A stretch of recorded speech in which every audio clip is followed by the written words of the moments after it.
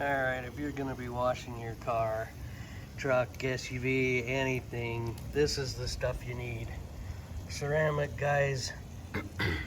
Ceramic car wash soap and one of these chemical guys foam cannons. These things are just amazing. Definitely worth getting. Alright, so the way you use this is you put about 2 ounces in your foam cannon. This already had some water in it, so I just put some of this Suds soap in it, and we are ready to go. Cat's ready to go as well.